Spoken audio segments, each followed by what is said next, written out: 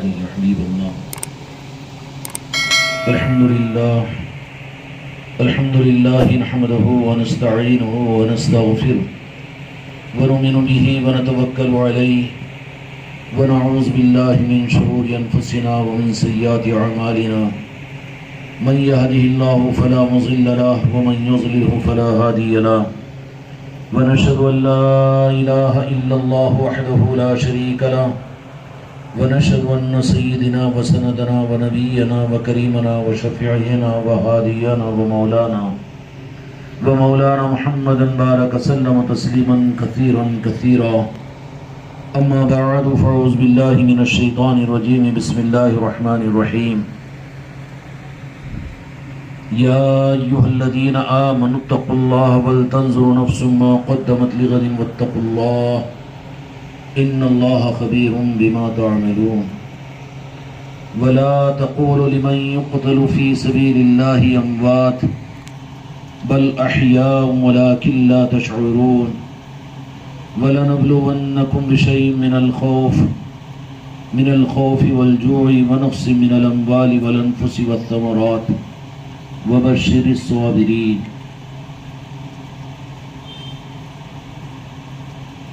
وقال الله تبارك وتعالى في القرآن المجيد والفرقان الحميد: لا يستوي أصحاب النار وأصحاب الجنة أصحاب الجنة هم الفائزون. وقال تعالى في عظمته النبي الكريم في الكلام المجيد والفرقان الحميد في شان حبيبه: إن الله وملائكته يصلون على النبي يا أيها الذين آمنوا صلوا عليه وسلموا تسليما.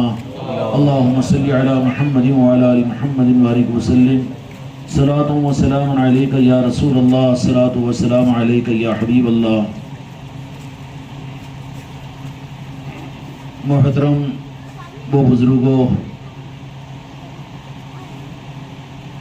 اور اہلیان نظام آباد، حاضرین و حاضرات، آپ حضرات کے اس رات کے اندھیرے میں ہفتوں کے پروگراموں کے بغیر آج کی اچانک اطلاع پر آپ حضرات کا یہاں پر جمع ہونا، اور جس مختصر وقت میں آپ حضرات کو یہاں پر جمع ہونے کا موقع ملا، اور اس مجمع کے اندر صرف شہر نظام آباد کے لوگ نہیں بلکہ اور دوسرے علاقوں کے لوگ بھی یہاں پر پہنچ گئے ہیں، تو یہ ممکن تھا کہ آپ حضرات کو اطلاع ملے تو آپ یہاں پر آ جائیں، تو آپ کے آنے کو اس میں کمال سمجھا جا سکتا تھا. لیکن یہ بات تو ماننی پڑے گی عقل کے تقاضے کی بنیاد پر کہ اس مجلس کے اہتمام پر، جس کا پروگرام 2-4 دن پہلے نہیں، اشتہارات کو لگا کر نہیں، جمعہ میں اعلانات کے ذریعے سے نہیں، بلکہ صرف اور صرف ایک محفل کا انعقاد ہوا.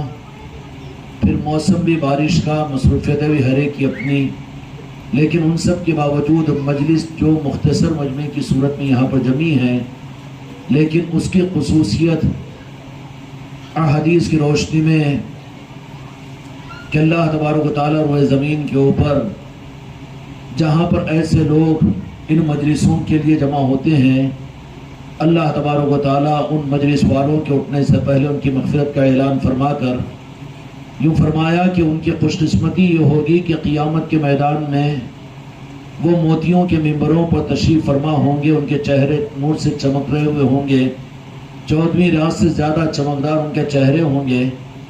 لوگ حیرت اور حسرت میں پوچھیں گے، اس حدیث کا مفہوم عرض کر رہا ہوں کہ یہ کس زمانے کے نبی ہے، تو لوگ ان سے کہا جائے گا اور فرشتے ان سے یہ کہیں گے کہ یہ کسی زمانے کے نبی اور رسول نہیں ہیں، بلکہ یہ امت محمدیہ کے وہ خوش نصیب لوگ وہ ہیں کہ جن کو مجلسوں کے خود کے سجانے کے ساتھ میں نہیں، بلکہ رب نے ان کو زندگی میں وہ موقع، مفہوم میں عرض کر رہا ہوں، عرض کو بات یہ سمجھیے کہ اللہ تبارک و تعالیٰ نے ان کو زندگیوں میں وہ موقع عطا فرمایا کہ اللہ نے ان کو اپنے علاقوں، اپنے خاندانوں سے، اپنی برادریوں سے، اپنی مصروفیتوں سے نکال کر دنیا میں ایسی مجلسوں میں شرکت کا موقع عطا کیا کہ جن مجلسوں کا برکت کا اور جن مجلسوں کی حقیقت کا ہم نے یہ نظام طے کیا تھا کہ ان کے چہرے 14ویں رات کی چاند سے زیادہ چمکیں گے، وہ موتیوں کے ممبروں پر تشریف فرما ہوں گے. احادیث میں مشکاہ شریف کی حدیث کے مطابق میں کہ وہ مختلف خاندانوں سے، مختلف علاقوں سے تعلق رکھنے والے، اور ان کے پہنچنے کی غرض ایک ہوگی، وہ ان کی دنیاوی کوئی غرض نہیں ہوگی، ان کی کوئی غرض اپنے اغراض نہیں ہوں گے۔ ممکن ہے کہ دنیا کی غرض نام و نمود کے لیے، یا غرض میں یہ بھی داخل ہے کہ کوئی جنت کے شوق میں آئے، اور یہ بھی غرض میں داخل ہے کہ کوئی جہنم کے خوف میں آئے، اور یہ بھی غرض میں داخل ہے کہ وہ کوئی مسلک اور جماعت کی مجبوری کے لیے آئے، اور یہ بھی غرض میں داخل ہے کہ دل نہیں لگ رہا ہے تو دل میں لگانے کے لیے آ جائے۔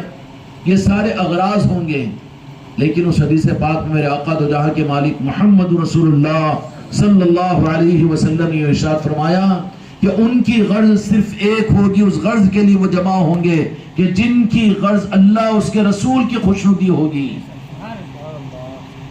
اب غرض ایک، اب تھوڑا سا جائزہ لے کر دیکھیں، یہاں پر مختلف اجتماعات، دینی محافلیں، دینی مذاکرے، دینی مجالس و محافل سب قابل قدر ہے، کسی کا انکار نہیں کیا جائے گا، لیکن جس میں کوئی غرض نہ ہو، جس میں کوئی غرض نہ ہو، وہ خالص اللہ کی نگاہ میں عبادت میں شمار ہو۔ کیوں کہ دینی محافل و مجالس سے اجتماعات ہوتے ہیں، محفلیں سجتی ہے، دین کی باتیں کہی جاتی ہے، دینی خدمات ہے۔ میں نے پہلے ہی عرض کر دیا کہ کسی کا انکار مقصود نہیں ہے، لیکن وہ حدیث پاک جو مشکاۃ شریف کی ہے، فضائل اعمال کے فضائل ذکر میں موجود ہے کہ جن کا مقصد صرف اللہ کی خوشنودی ہو، یعنی وہ خالص عبادت کہ جو اللہ کی بارگاہ میں خالص عبادت قرار دی جائے گی۔ اللہ تبارک و تعالیٰ سے اگر یہ پوچھیں کہ یا اللہ وہ عبادت کا رخ بھی ہم کو بتا دے کہ جو ایسی خالص عبادت کہ جس کو تو صرف اللہ اور تیرے محبوب کی خوشنودی کا سند عطا فرماتا ہے، تو ہاں قرآن و حدیث کے ذخیرے میں یہ بات مل جائے گی۔ مناقب اہل بیت کی ان ساری بخاری و مسلم صحیح ستہ کی کتابوں میں یہ روایت اور حدیث مل جائے گی کہ سید عائشہ صدیقہ رضی اللہ تعالیٰ عنہ نے ایک مرتبہ اپنے والد محترم سے یہ سوال کیا کہ اے ابو بکر، میرے ابو، آپ مجلس میں بیٹھتے ہیں تو جہاں کے مالک کے اور مولا علی اگر آپ کے سامنے ہوتے ہیں تو آپ لگاتار ٹک ٹکی کے ساتھ میں مولا علی کو، حضرت علی کرم اللہ وجہہ کو دیکھتے رہتے ہیں۔ تو سیدنا ابو بکر صدیق رضی اللہ تعالیٰ عنہ نے فرمایا کہ ہاں بیٹی، میں علی کو نہیں دیکھتا ہوں، بلکہ قسم اس ذات کی جس کے قبضے میں میری جان ہے، میں نے خود دو جہاں کے مالک میرے آقا محمد رسول اللہ صلی اللہ علیہ وسلم کو ارشاد فرماتے ہوئے سنا کہ علی کے چہرے کا دیکھنا عبادت ہے، تو میں تو عبادت کرتا ہوں۔ علی کے چہرے کا دیکھنا، کعبے کا دیکھنا بھی عبادت ہے، لیکن وہ تو مکہ مکرمہ میں جا کر دیکھیں گے، لیکن وہ رخ کیسا جو خدا اور اس کے رسول کی نگاہ میں خالص عبادت میں شمار کیا جائے۔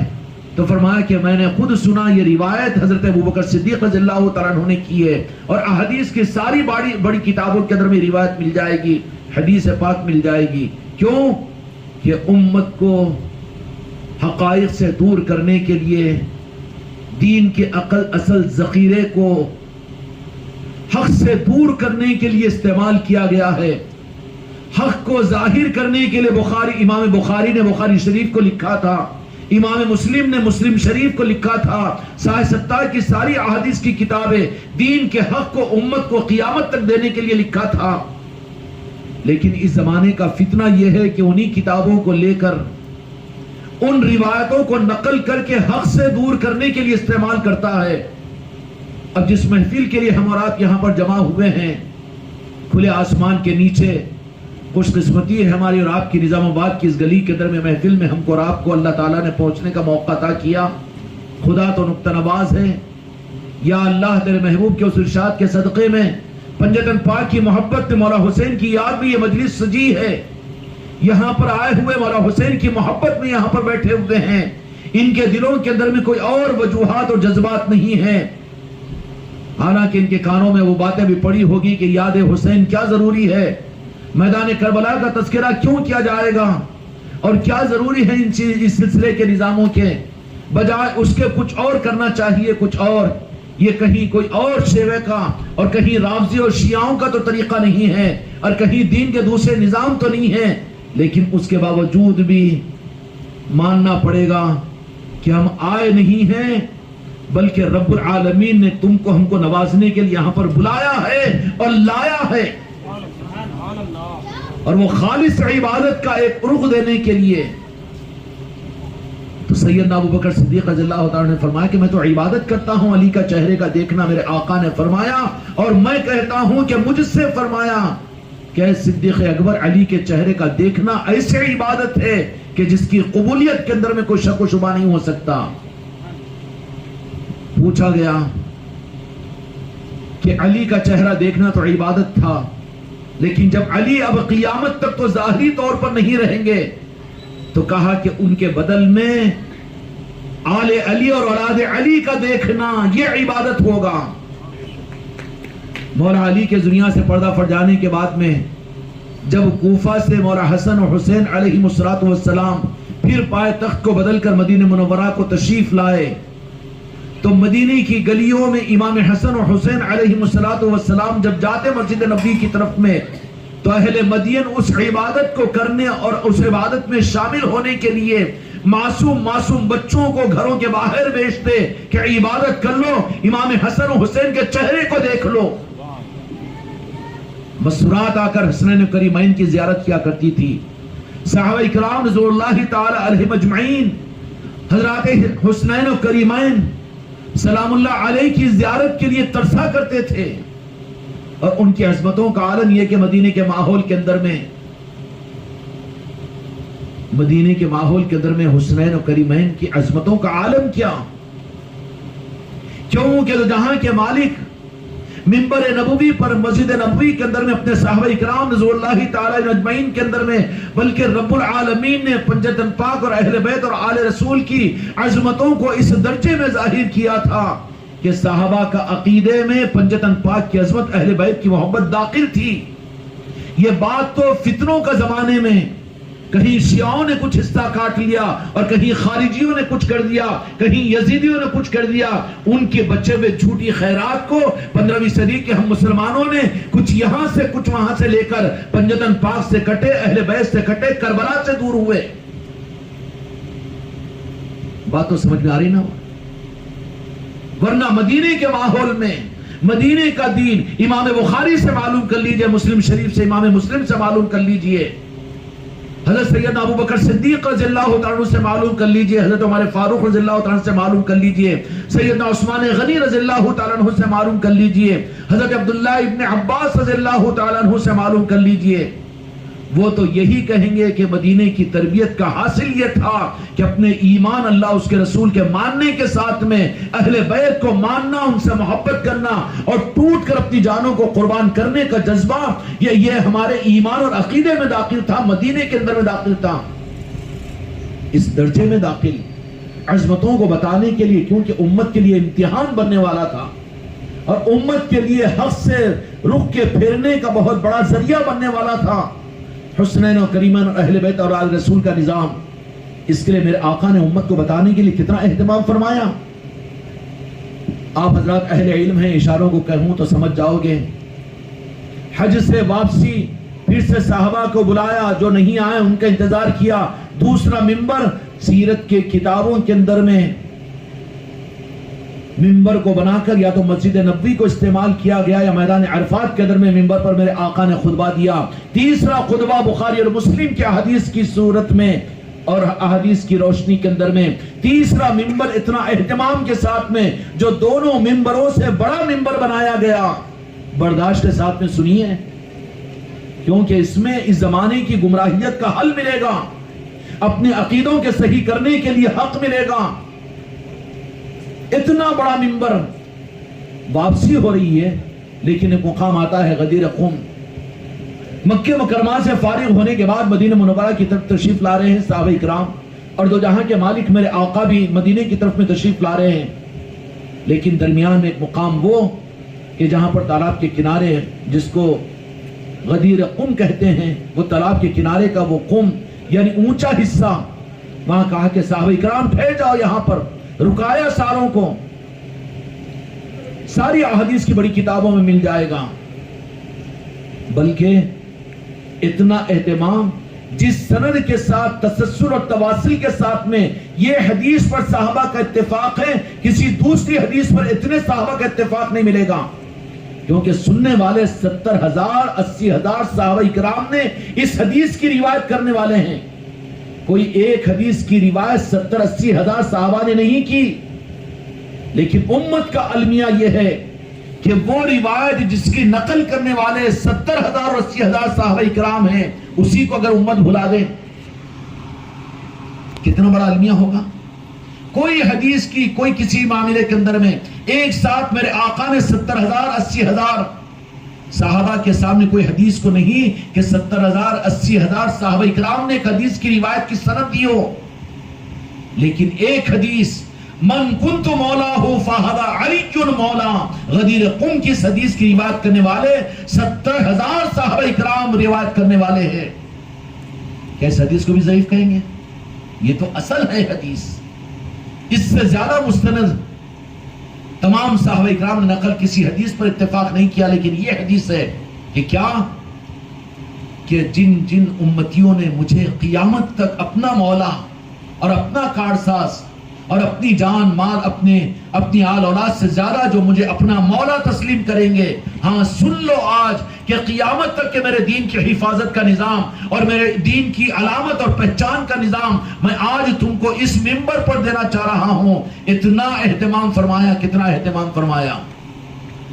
وہ تو جنگل کا مقام، غدیر قم کا میدان کا حصہ اور سارے واپس جانے والے صحابہ اکرام. وہاں پر کون سی سپلائنگ کمپنی کہ مجلس سے جی تو کرسیاں بھی آگئے، اسٹیج بھی آگیا، مائک بھی آگیا، وہ نظام تو تھا نہیں. کہا کہ نہیں ممبر بنانا ہے، ایسا کہنا نہیں ہے، سنانا مجھے نہیں ہے، صحابہ سے پہنچانا نہیں ہے، بلکہ آج ایک اہم پیغام ہے میری امت کے لیے قیامت تک. مجھے دکھانا مقصود ہے، بتانا مقصود ہے، نظروں سے دکھانا مقصود ہے کہ میری بات کی امت اس پر شک کرنے کی گنجائش نہ رہے.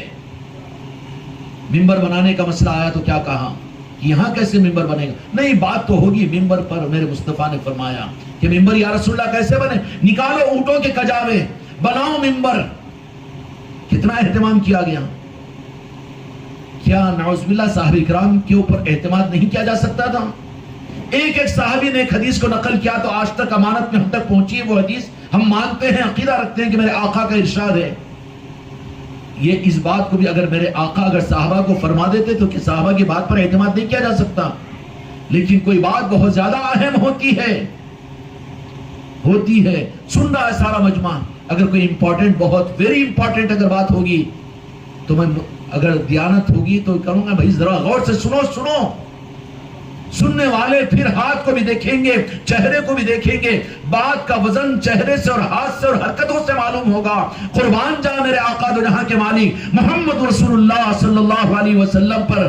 ہم 15ویں صدی کے نہیں، قیامت تک آنے والی امت کو گمراہیتوں سے بچانے کے لیے، امت کو حق کا روح دینے کے لیے میرے آقا نے غدیر قم کے موقع پر کہا کہ صرف کہنا مقصود نہیں ہے بلکہ بتانا مقصود ہے، اور بتانا ایسا کہ قیامت تک امت انسانیت دیکھتی رہے.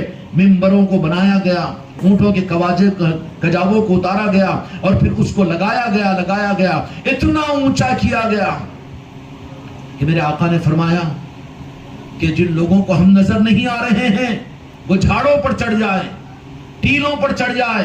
کہا کہ سب کو ہم نظر آ رہے ہیں. یا رسول اللہ اتنا اہتمام، آخر وجہ کیا ہے؟ ایک بات شروع میں عرض کرتا ہوں، سمجھنا آسان ہوگا. اگر امت غدیر قم کو یاد رکھتی تو کربلا وجود میں نہیں آتی. کربلا وجود میں نہیں آتی، وہ تو خدا کا نظام ہے. لیکن کربلا کو وجود میں کیوں لایا گیا؟ کربلا کو وجود میں لانے کا مقصد قیامت تک حسینی اور یزیدیت کو بتانا مقصود تھا. کربلا کا واقعہ اسی وقت میں تاریخ کے برفدار میں ڈال دینے کے لیے نہیں ہے، کتابوں کے ورقوں کی رونق بنانے کے لیے نہیں ہے، یا لٹریچروں میں ڈال دینے کے لیے نہیں ہے. خدا کی قسم کربلا کی یاد امت کے لیے خدا کی طرف سے حق کی رہنمائی کا ذریعہ ہے. اللہ کے واسطے اس کربلا کی یاد کو کتابوں میں مت رکھ دو، کربلا کو صرف بیانوں کے حد تک مت رکھ دو.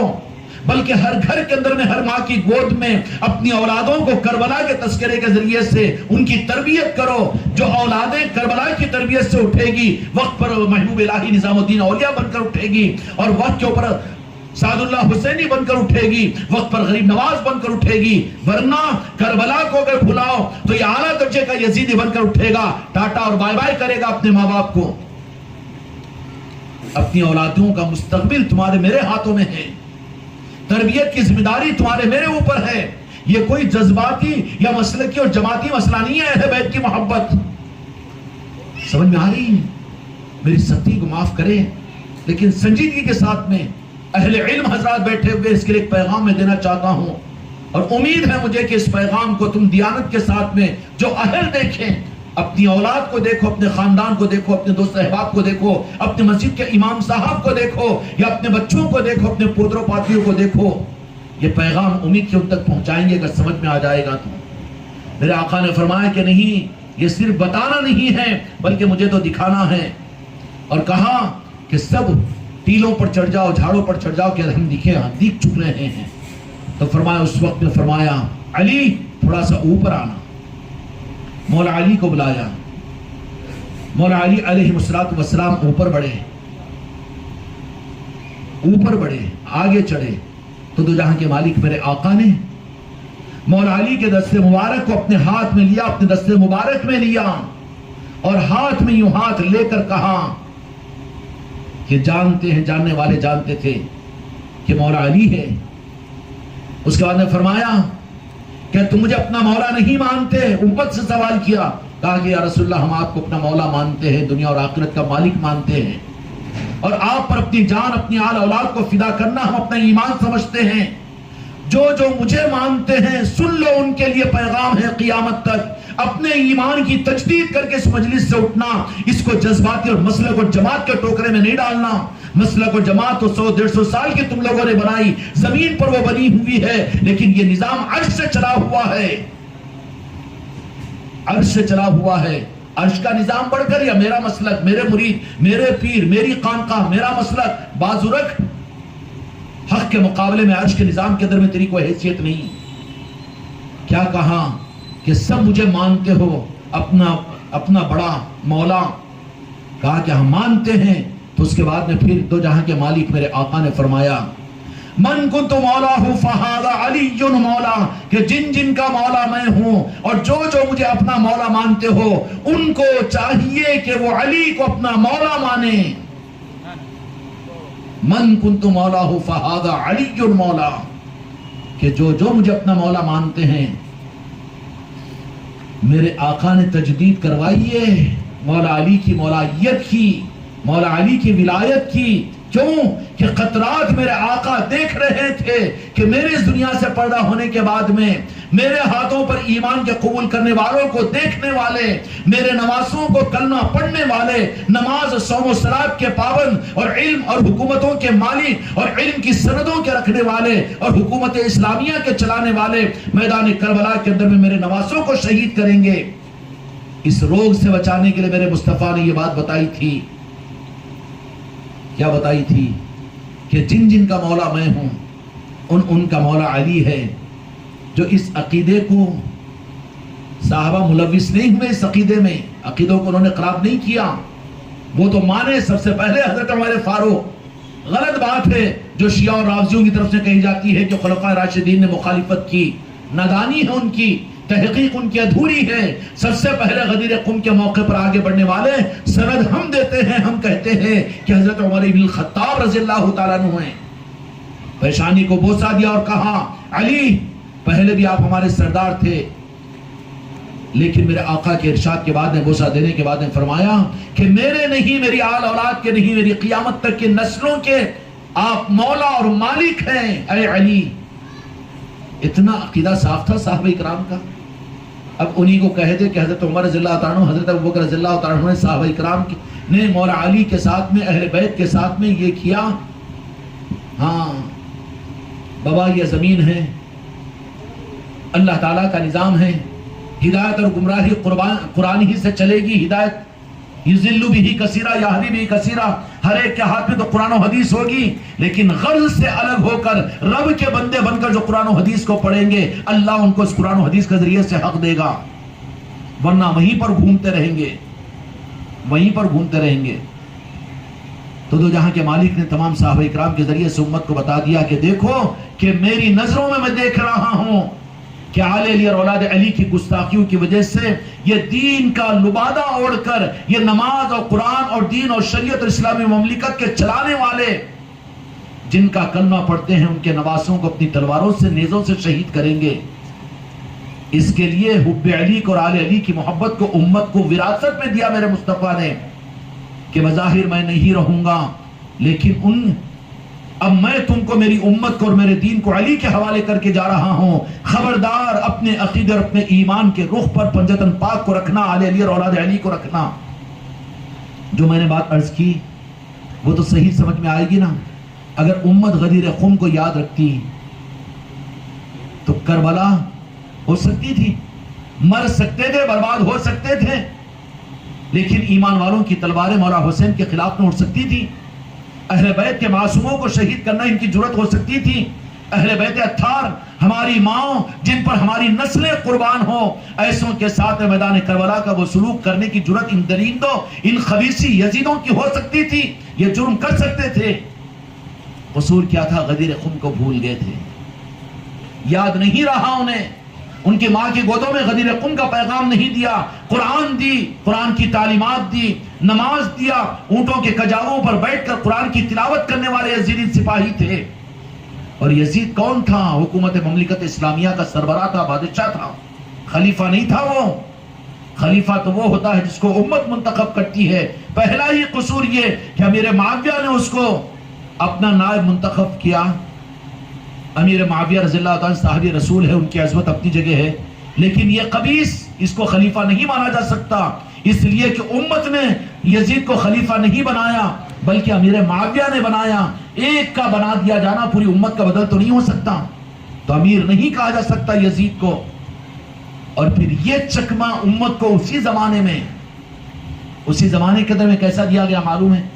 یزید نے دیکھا کہ پوری امت کو اب فیور میں لیے بغیر، کیوں کہ ان کے جسم تو میری طاقت کے ساتھ میں ہیں اور میری حکومت کے ساتھ میں ہے، لیکن مسلمانوں کے ایمان کا رخ تو اہل بیت ہے، پنجتن پاک ہے، امام حسن و حسین ہیں۔ اب ان سے تو امت کو میں کاٹ نہیں سکتا، اسلام کو ان سے کٹ نہیں کر سکتا، تو کیا کرنا چاہیے؟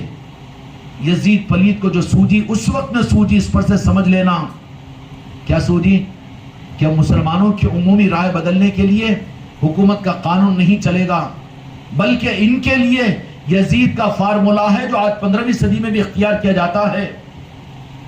میں کسی پر تنقید نہیں کر رہا ہوں میرے بچوں، لیکن ٹھنڈے دل کے ساتھ میں فیصلہ کرنا ضروری ہے، کیونکہ یہ ٹرننگ پوائنٹ ہے ہمارے رات کے لیے۔ اگر تم اور میں اپنی نسلوں کو سنبھالنے کی ذمہ داری ہم ادا نہیں کریں گے تو تمہاری میری نسلیں تم کو مجھ کو نہیں بخشے گی۔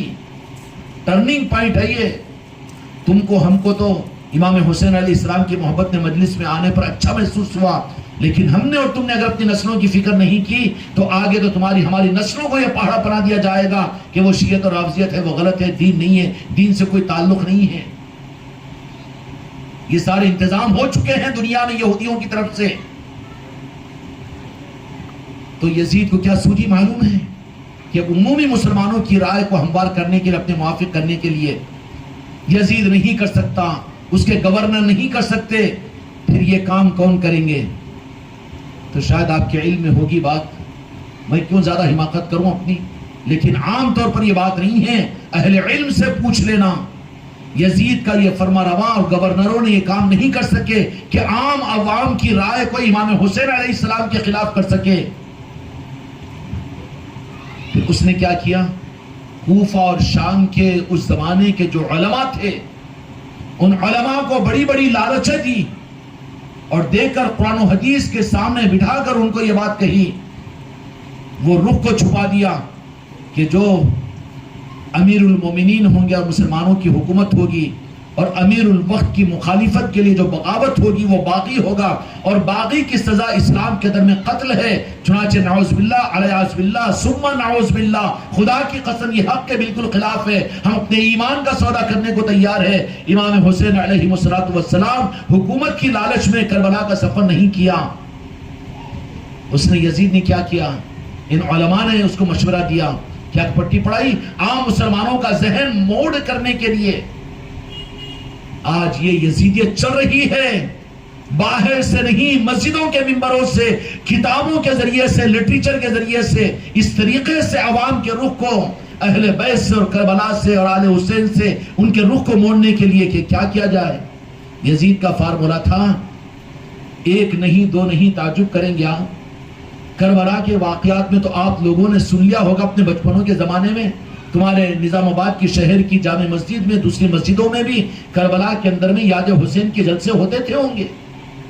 وہاں کے علماء اللہ ان کو ان کے درجات میں بلندی دے، ان مرحومین کی مغفرت فرمائے۔ تمہاری مسجدوں کے منبروں سے وہاں پر مولا حسین کی شہادت کے واقعات کو سنایا جاتا تھا ہوگا۔ یہ تو 10-12 سال کا روگ ہے یزیدیت کا کہ ان چیزوں کو مسجدوں سے ختم کر دیا گیا، گھروں سے نکال دیا گیا۔ ہوا نہیں ہوا تو یزید نے بھی کیا کیا؟ بڑی مکاری کی اس نے کہ علماء کے ذریعے سے کہ ٹھیک ہے، ایک نہیں دو نہیں، تم لوگوں نے اہل کوفہ کے خطوط کی تعداد تو جو امام حسین علیہ السلام نے 9 محرم الحرام کو ظہر کی نماز کے بعد میں یزید کی فوجیوں کے سامنے بلا کر کہا کہ اہل کوفہ تم نے خطوط نہیں بھیجے تھے؟ کہ میں خود تو نہیں آیا بلکہ تم لوگوں نے بلایا۔ اے اہل کوفہ تم مجھے بلا کر میرے ساتھ میں بے وفائی کر رہے ہو، کل کو قیامت کے میدان میں اپنے نانا جان کو کیا صورت بتائیں گے؟ تم میرے نانا جان کو للکارا مولا حسین علیہ السلام نے۔ وہ تعداد تو معلوم ہوگی آپ کو کہ 8,000 10,000 تاریخ البدایہ و نہایہ کی روایتوں کے مطابق میں، لیکن عوام کی رائے کو موافق کرنے کے لیے یزید نے ملک شام اور کوفہ کے علماء کی رائے پر دستخط کرنے والے کہ مولا حسین نعوذ باللہ علیہ باللہ باغی ہے اسلامی حکومت کے، ان کو قتل کیا جانا چاہیے، اس پر دستخط کرنے والے 18,000 علماء تھے۔ 18,000 بے بنیاد کی بات عرض نہیں کر رہا ہوں، آج چاہتا ہوں کہ کوئی فیصلہ کر کے اٹھے۔ آپ اپنی زندگی کا مشغلہ بناؤ اس حقیقت کو پہنچانے کے لیے۔ اس وقت کا امت کا کرونا نہیں، کینسر ہے یہ۔ اہل بیت کی محبت ان کے دلوں سے نکلی ہوئی ہے، خدا کے پاس میں ان کے اعمال، سارے اعمال کے باوجود میرے آقا دو جہاں کے مالک نے فرما دیا، جس کا مفہوم یہ ہے بغض علی اور بغض اہل بیت کے ساتھ میں کوئی جنت میں جا نہیں سکتا۔ کیا ہوگا اس وقت میں؟ اپنی نماز، اپنا روزہ، اپنی زکوٰۃ، اللہ تعالیٰ کہے گا کہ یزیدیوں کی فوجوں سے زیادہ تو نماز پڑھنے والے تم نہیں، یزیدیوں سے زیادہ تو قرآن کی تلاوت کرنے والے تم نہیں، یزیدیوں سے زیادہ علم والے تو تم نہیں، لیکن بغض علی کی بنیاد پر جہنم کے آخری کٹھڑے میں جا رہے ہیں۔ تم ان کے پیچھے چلے جاؤ، ان کے ساتھ میں من تشبہ بقوم فہو منہم، او کما قال علیہ السلام، جو جن کی مشابہت اختیار کرے گا انہی کے ساتھ اس کا اثر ہوگا۔ فیصلہ ہے خدا کا۔ کیا کیا؟ 18,000 ملک شام کے اور کوفہ کے علماء نے مولا حسین علیہ السلام کے قتل کے جائز ہونے پر دستخطیں کی۔ یہ دستخطوں کی ساری تحریریں پورے اسلامی مملکتوں میں پہنچا دیا۔ امت دیکھی کہ علماء، ان کے 18,000 علماء کی دستخط اس پر، امت ٹھنڈی پڑ گئی۔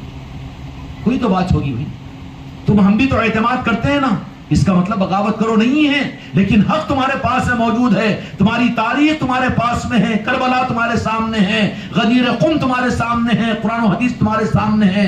کیوں غلام بنتے ہو کسی کے؟ ایمان نہیں ہے تمہارے اندر میں؟ کیا ظرف نہیں ہے؟ خود فیصلہ نہیں کر سکتے حق کا؟ عام امت یہ کہنا شروع کر دی۔ 18,000 علماء نے دستخط کی ہے قتل حسین پر، نعوذ باللہ اسلامی باغی قرار دیا گیا ہے۔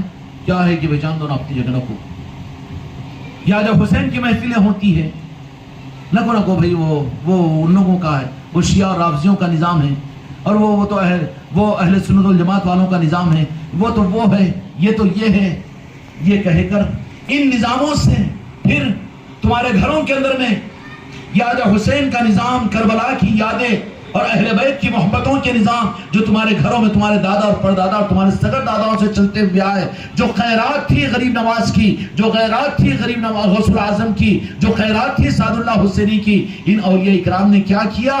ولایت بنتی ہے اور ولایت ملتی ہے، جو کہے علی علی وہی بنے گا ولی ولی۔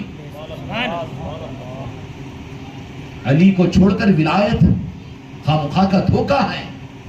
جتنے اولیاء ہیں وہ علی والے ہوتے ہیں، آل رسول والے ہوتے ہیں، مولا حسین والے ہوتے ہیں، مولا حسین والے، مولا حسن والے ہوتے ہیں۔ اگر چاہتے ہو ہم کیا بنیں گے، ولی ولی کا نام لیوا بن گے تو بہت کافی ہے، لیکن کم از کم ہم چاہتے ہو کہ اولیاء سے محبت کرنے والے میں شامل ہو تو تم کو اور مجھ کو اپنے گھروں کے درمیان یاد حسین کی محفلیں کرنے کا فیصلہ کرنا پڑے گا، اپنی گلیوں میں یاد حسین کی محفلیں کرنی پڑے گی اور یاد حسین کی محفلوں کو سجانا پڑے گا۔ اختیار ہو تمہاری اپنی مسجدوں کے ممبروں سے وہ مولانا سے درخواست کرو کہ 10-15 سال پہلے یہاں پر کربلا کے واقعات سنائے جاتے تھے، امام حسین کے مناقب اور فضائل قرآن و حدیث کے بیان کیے جاتے تھے، مولا علی کی عظمتوں کے بیانات یہاں سے ہم نے سنے اپنے کانوں سے، اب کیوں بند ہوئے اس کو ظاہر کیجئے۔ ہونا چاہیے نا، کوئی نیا نظام نہیں ہے، جو حق کا نظام تھا وہ بند ہوا، اس کو جاری کرنا۔ کیا اس حدیث کو آپ نے علماء کی زبان سے نہیں سنا کہ کسی زمانے میں اگر ایک سنت اگر اس وقت میں موجود نہ ہو، اس سنت کو زندہ کرنا 100 شہیدوں کا ثواب ہے؟ سنا ہے کہ نہیں اس حدیث کو؟ یہ سنت تھی۔ اب آپ کہیں گے کہ سنت کیسے؟ یاد حسین سنت کیسے کہ حالانکہ ملا دے تمہارے پیر صاحب؟ ارے بابا یہ سنت کی عظمت کا یہ عالم ہے کہ اب تو کربلا ہو چکی ہے، 72 شہید ہو چکے، شیرخواروں کی شہادتوں کا نظارہ ہمارے نظروں کے سامنے ہے، تاریخ کی ہر کتاب میں موجود ہے۔ لیکن اس واقع کربلا کے ہونے سے پہلے مدینہ منورہ کے اندر میرے مصطفیٰ نے کربلا کا تعارف کروایا اور لوگ کربلا سے واقف تھے، یاد کرتے تھے کربلا کو۔ اور یاد حسین، اجازت دو تو عرض کر دوں، یہ بدعت کہنے والے بدعتی ہیں، لیکن یاد حسین تو یہ صحابیات کی امہات المومنین کی سنت ہے، میرے مصطفیٰ کی سنت ہے۔ ام سلمہ رضی اللہ تعالیٰ عنہ ارشاد فرماتی ہے کہ ایک مرتبہ میرے آقا، میرے سر کے تاج دو جہاں کے مالک محمد رسول اللہ صلی اللہ علیہ وسلم حجرے میں اجلت کے ساتھ میں تشریف لائے، آپ کے چہرے مبارک پر غم کے آثار تھے۔ میں نے کہا یا رسول اللہ ایسی کون سی بات ہوگی؟ تو کہا کہ بات یہ ہے کہ ام سلمہ، حضرت جبرائیل علیہ السلام اور ایک روایت کے مطابق میں کہ ایک ایسا فرشتہ جو ابھی تک میرے پاس میں نہیں آیا تھا، وہ فرشتہ میرے پاس میں آیا تھا اور مجھے آ کر اس نے اطلاع دی کہ میدان کربلا ہے، اس کربلا کے میدان میں آپ کی امت آپ کے بعد آپ کا کلمہ پڑھنے والے آپ کے نواسوں کو شہید کرے گی۔ کہا کہ میری امت میرا کلمہ پڑھنے والے میرے نواسوں کو شہید کرے گی؟ یا رسول اللہ کرے گی، اور اس میدان کی مٹی کو میں لے کر آیا ہوں، آپ کو دیتا ہوں۔ اور اس کو میرے آقا نے ایک شیشی میں رکھا، ام سلمہ رضی اللہ تعالیٰ عنہ کے حوالے کیا، البدایا والنہایا۔ اسی طریقے سے اور احادیث کی بڑی کتابوں میں جس کا انکار نہیں کیا جا سکتا، ان میں یہ روایت موجود ہے کہ ام سلمہ رضی اللہ تعالیٰ عنہ کو یہ شیشی دی، امہات المومنین ہماری اما جان کو، کہ یہ شیشی ہے، کربلا کی مٹی ہے، اس کو دیکھتے رہنا۔ اب یاد حسین ہوتا ہے تو علی اعلان دھڑام سے کہتا ہے کہ شیعہ اور رافضیوں کا معاملہ ہے یہ، اس کو دین نہیں سمجھتا، دین سے کاٹ کر پھینک دیا تو نے ظالم۔ کیوں؟ کہ یزیدیت تیرے اندر میں آ گئی ہے، تو کچھ اور چاہتا ہے، یاد حسین اور یاد کربلا کے ذریعے سے امت کو کاٹنا چاہتا ہے، اپنے مسلک و جماعت کو اور اپنے نظام کو، اپنی پیری مریدی کو چلانا چاہتا ہے، پنجتن پاک سے کاٹنا چاہتا ہے، آل رسول سے کاٹنا چاہتا ہے، حق کے بجائے تو گمراہیت کو دینا چاہتا ہے، تو دیانتدار نہیں ہے دین کے معاملے میں۔ اگر ہے جذبہ تو پھر فیصلہ کرے اور توبہ کرے۔ شیشی دے دی ام سلمہ رضی اللہ عنہ کو، فرمایا کہ دیکھتے رہنا، جس دن اس فرشتے نے آ کر مجھے یہ شیشی دی ہے اور کہا ہے کہ جس دن یہ شیشی کے اندر کی مٹی سرخ ہو جائے گی اور کچا خون ہو جائے گا، سمجھ لینا کہ اللہ تبارک و تعالیٰ نے میرے نواسوں کو میدان کربلا میں وہاں پر شہادت کا مقام عطا فرمایا، ان کے خون کی وجہ سے یہ شیشی کا رنگ سرخ ہو جائے گا۔ تو یاد کربلا ام سلمہ کی سنت نہیں ہوئی؟ کس صورت سے کہتے ہو کہ یاد حسین کیوں کرتے ہو؟ مسجدوں سے تم کیوں بھلا رہے ہو؟ گھروں کے اندر میں سے اس کو نظاموں کو کیوں ختم کر رہے ہو؟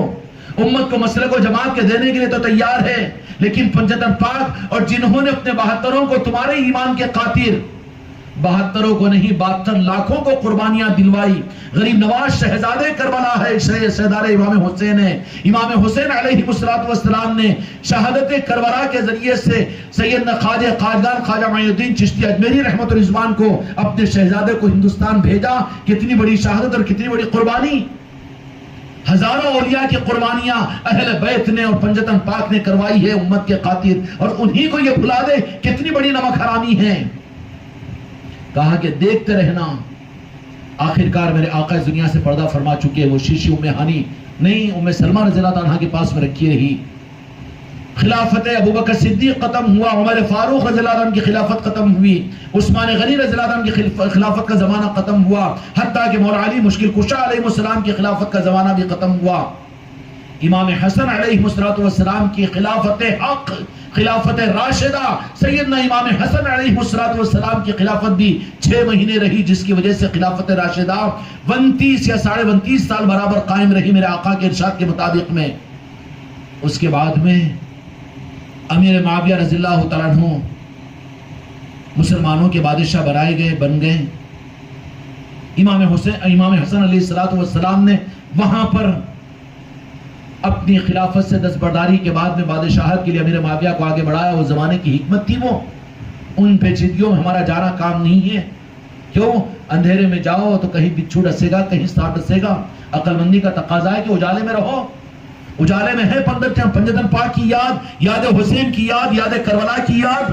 یہ اجالے ہیں، نور ہے، روشنی ہے. اندھیروں میں کیوں جاتے ہو خاموخا کے کہ جہاں پر سانپ و بچھو ڈسنے کا خطرہ ہو جائے گا. ان پیچیدگیوں میں شیعہ اور رافضیوں کے کانوں میں واٹس ایپوں کے اوپر ان کے بیانات و تقریروں کو سن کر صحابہ سے بدظن مت ہو.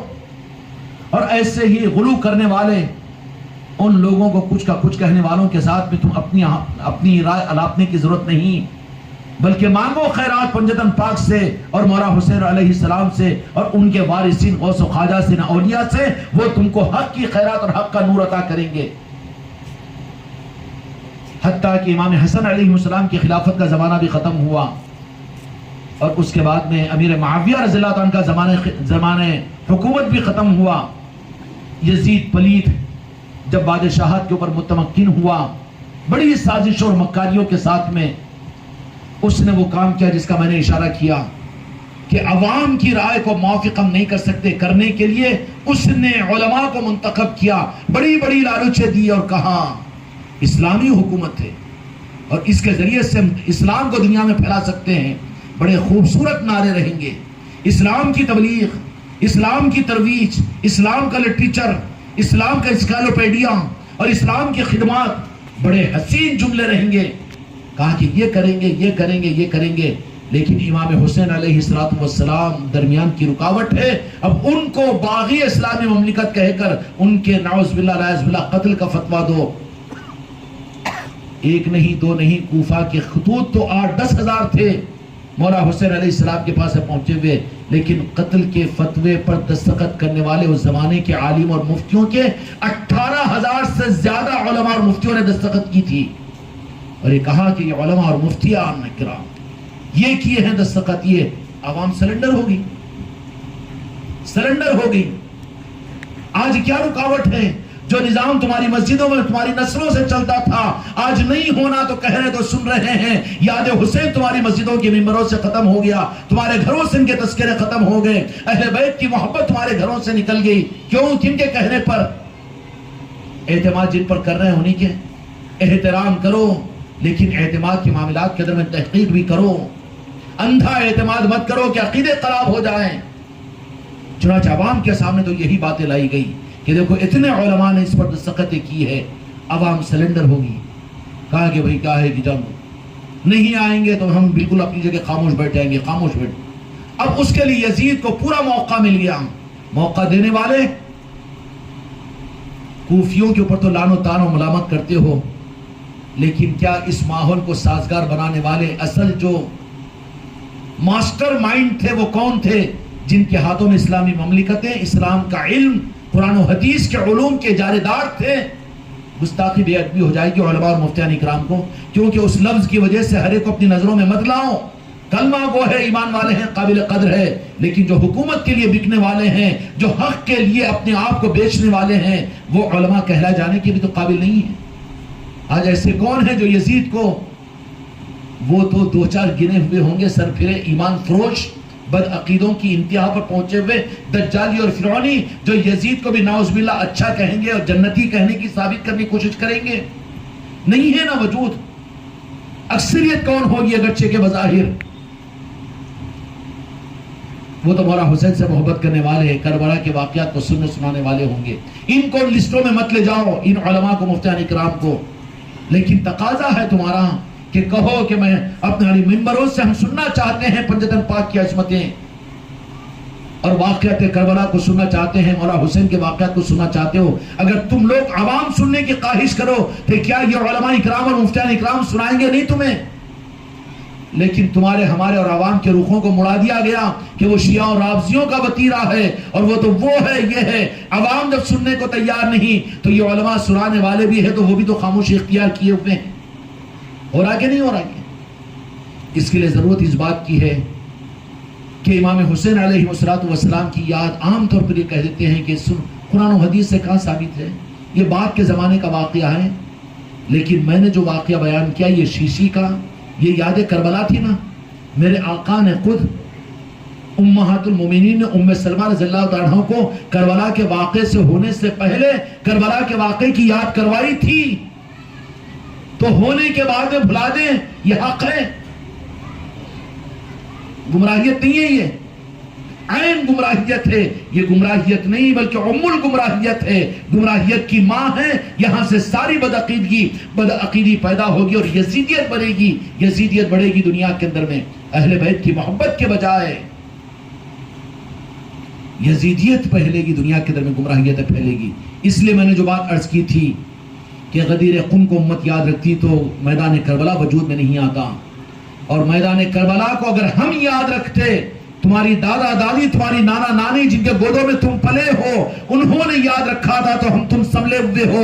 لیکن تمہاری ہماری اولادوں کو تمہارے تربیتوں میں، ہمارے گودوں میں یہ کڑوی ایک حقیقت ہے، لیکن آج ماننا پڑے گا۔ تم کو قسم دیتا ہوں، مانو کہ تمہاری گود میں تمہاری اولادوں کو ڈاکٹر انجینئرنگ تو مل رہی ہے، تم کو مسلک اور جماعت تو تم اپنی اولادوں کو دے رہے ہیں، کتاب اور لٹریچر تو امت کو دے رہے ہو، تم اپنی اولادوں کو دے رہے ہو، لیکن پنجتن پاک کی محبت، آل علی کی محبت اور کربلا مولا حسین کی محبت تم اپنی اولادوں کو نہیں دے سک رہے ہیں۔ بلکہ تمہاری اولادوں میں بڑے دنیا کے پڑھے لکھے بھی ہوں گے، ان کو پوچھو کہ کربلا کے شہداء کے نام کیا ہے، نہیں معلوم۔ پنجتن پاک کون ہے، نہیں معلوم۔